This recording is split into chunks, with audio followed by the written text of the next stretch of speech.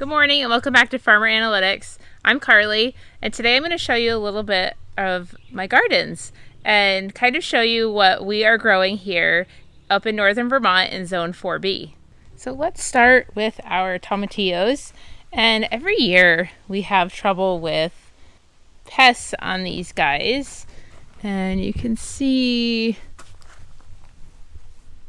there are lots of them just eating away at these leaves, but somehow they are still flowering, and we actually have a tomatillo.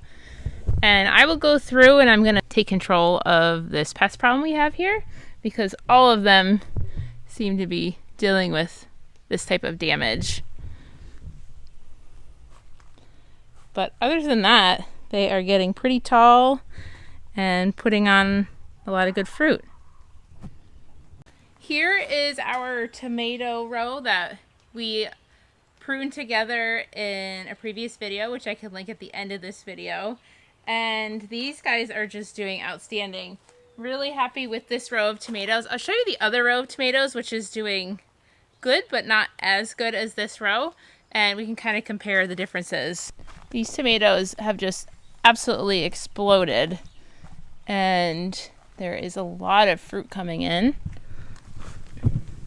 See tomatoes everywhere and flowers everywhere. And this first variety is Cherokee Purple, and they look absolutely beautiful.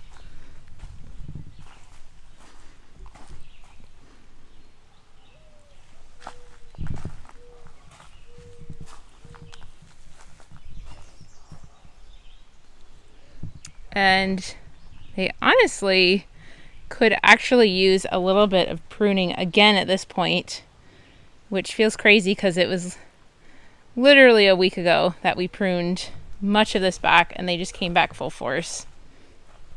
In the next row we have our green beans, and they are coming along great. We are starting to see a little bit of the beans starting to form, and some of them. That's a weed. But not quite yet. So these guys have a little bit ways to go. And you can see my little weeding piles. I just weeded this last night.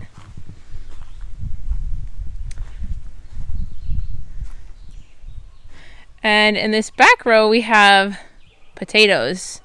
One of my absolute favorite things to grow.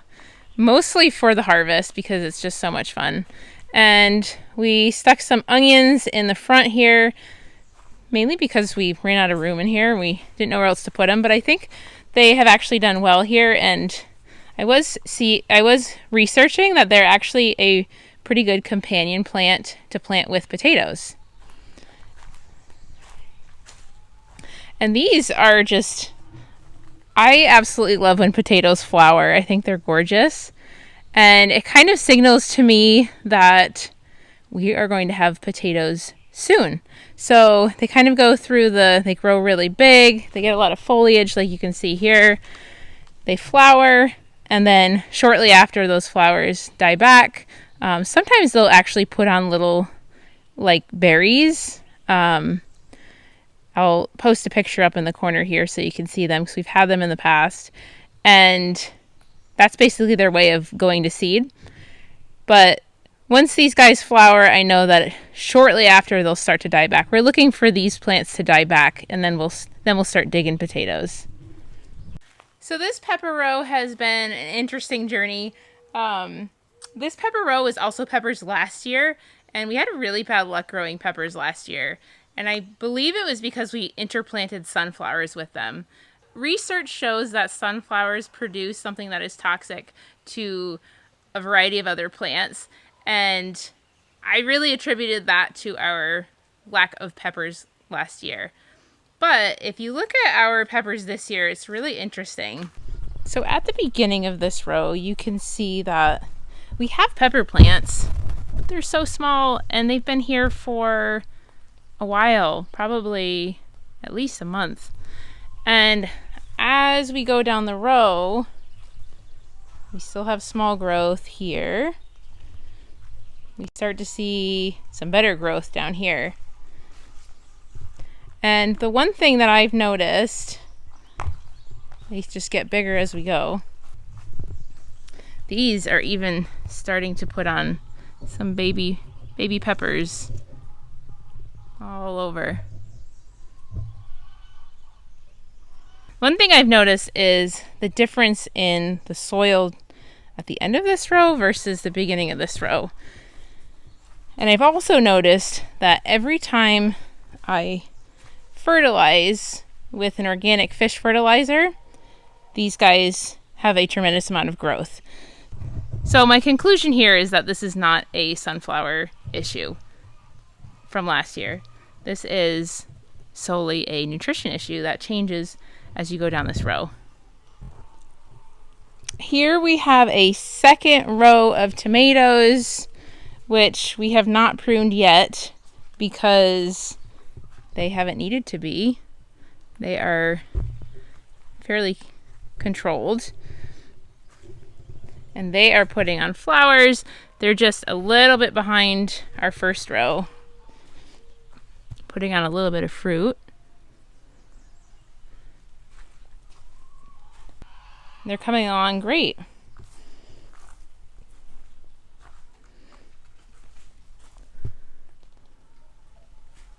And in this row we have some kohlrabi, which has actually become one of my favorite things to grow. We actually started eating these as like a cooked green because our 4-year-old thought they were beautiful and brought them in for dinner. So we have been cooking these up and eating them, and they are just absolutely delicious.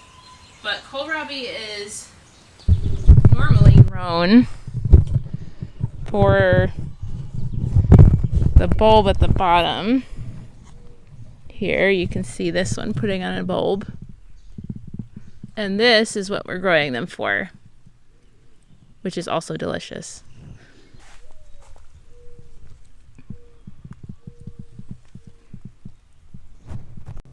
Also in this row are our brassicas, and if we're being honest, I don't think they belong in the greenhouse. And we've said this for a couple years now.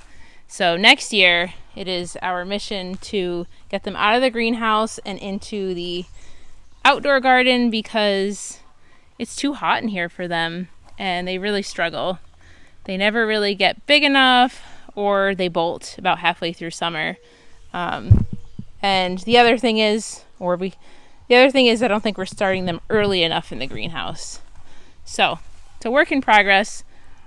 We'll eventually get them to grow well, but not this year. This is our greenhouse apple tree, and this was actually kind of an experiment that we did. We never actually expected it to survive, for being honest. When we built this greenhouse in 2021, we had an apple tree already existing in this space, and we kind of just said, let's see if we can leave it. And as we built the greenhouse, I mean, it got hit by tractors. It got buried 4 feet up. This whole thing, we brought in a lot of fill for. And somehow it is still alive and honestly thriving. We have apples everywhere this year, which is really cool.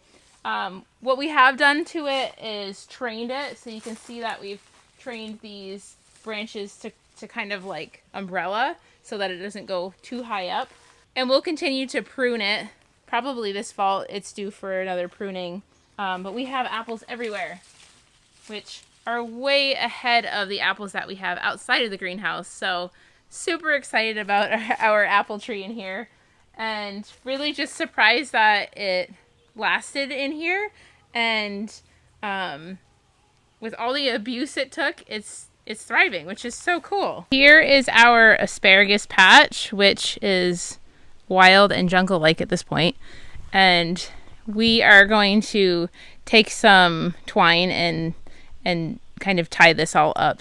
And then once it dies back, kind of like this one in front of us, in the fall, we can cut it all back. And then we will have more asparagus next year. Down here we have a couple cucumbers that are coming up for us. A couple baby seedlings.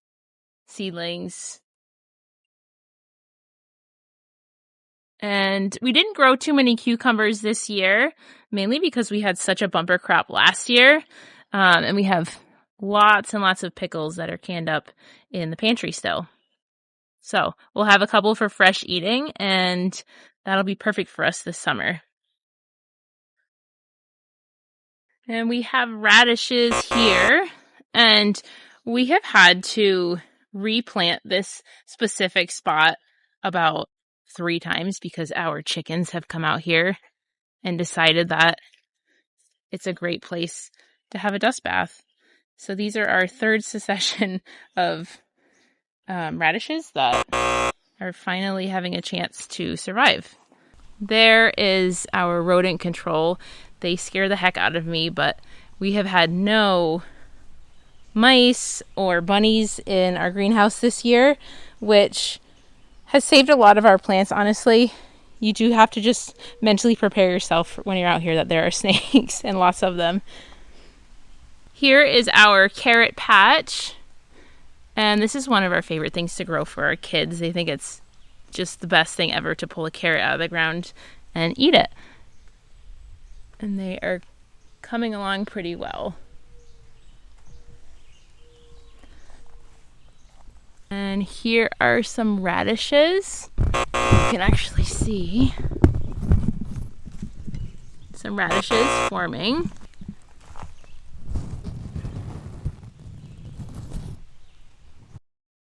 This is also one of my favorite things to grow with little kids.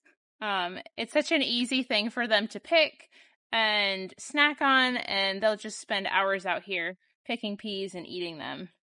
So I'm going to pick a couple before they get too tough, and have those for dinner tonight.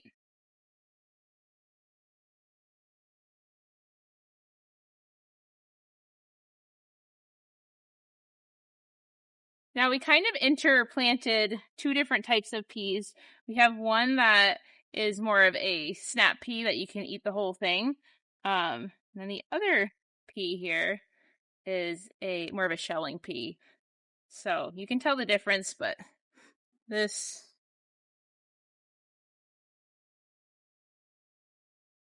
the shelling pea, and you just kind of scrape all these out.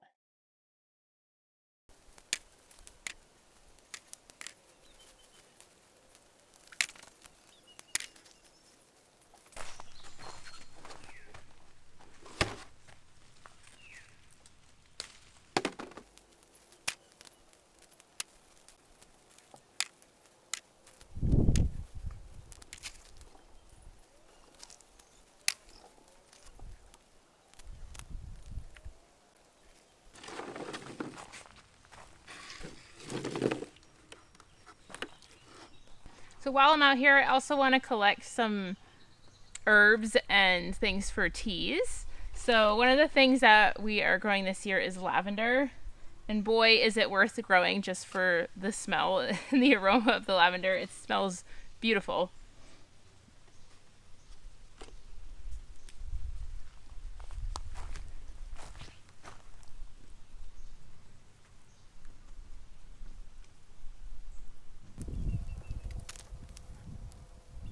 And you can put this in a hot tea. I really like it in like a cold lemonade. It just adds an extra boost to a nice lemonade.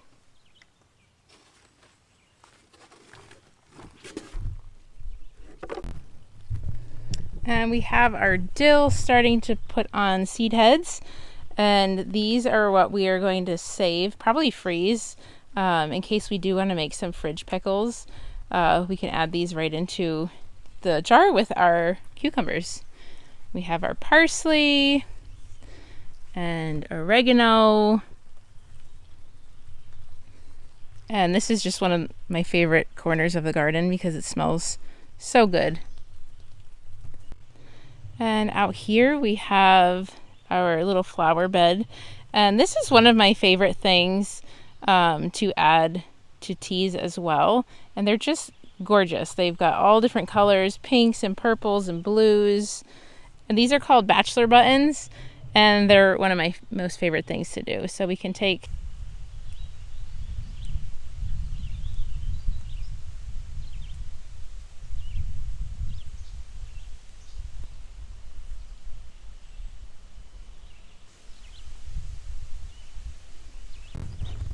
oops, I almost forgot to grab some mint in the greenhouse while I was out here. And one thing I will say is my only advice is not to grow mint in a greenhouse unless it's in a container, because this spread everywhere.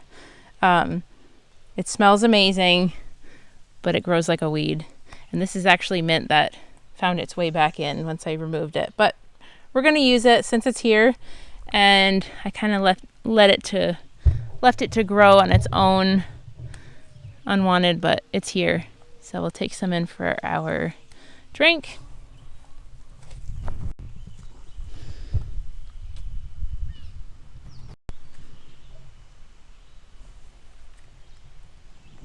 Okay, we're headed out of the greenhouse and over to our outside garden, which is on the other side of the yard. So now we're out in our corn, squash, bean area, and this is where we have planted mostly corn, but also this year we're trying sorghum, which grows very similar to corn, but basically puts on its seed heads on its tassels. So that one is going to be a lot of fun to see how those grow. And along with that, we have our squash growing in between our corn plants. I just recently put some beans down. I wanted to give the corn a head start so that it didn't get overrun by everything else I'm trying to grow. So the corn went in first. And this is one of the first years actually that we've had corn grow really well for us. And something I did that I learned from a friend is started them in seed trays as seedlings. Never done this before. We always just put corn right out into the ground, and we always had terrible luck with germination. So by starting these inside in seed trays, we waited till they were about 3 inches tall, and then we planted them out. And we had such better luck with growing corn this year and having it actually establish. And that's something I think I'm going to continue year to year for corn at least. All of this squash that you can see interplanted here, all of the big squash here are actually volunteers. We had squash out here last year. We had some gourds and things that essentially just made it back out onto this field as compost, and they reseeded themselves, which was really cool. So we're kind of letting them do their thing. If they are going to outcompete a corn plant, we will move them or get rid of them. But for now, we're going to let them do their thing and kind of go with the Three Sisters planting style here with the corn, the squash, the beans. And over here, we just solely have our pumpkins, melons, and I have also interplanted some calendula to hopefully combat some pest issues out here. And I have interplanted marigolds between the corn to help with pest issues as well. And just past this garden, we have our blueberries, which are pretty loaded at this point. And I think we're going to have blueberries really soon. They're just about the right size. They just have to ripen up at this point. Oh, there's one. Just one ready.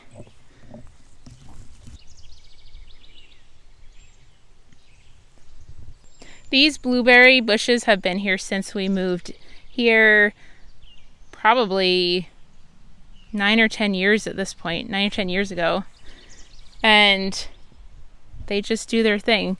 One goal that we have is to eventually make some type of enclosure for them, because the birds really do love to get after the blueberries before we do. But one practice that I have found is super helpful is to actually get out here as early as you can in the morning, and you can most of the time beat the birds to the ones that ripen overnight. And to our right, we have all of our apple trees, which are mostly wild apple trees, and they produce really nice fruit. Sometimes it can be mealy and sour, but we make some pretty awesome applesauce, and this year we're going to try to can them in a simple syrup and see how that goes. You can see a little bit of apples forming on these, but they're not quite ready yet. And they're definitely not as far along as our apples in the greenhouse.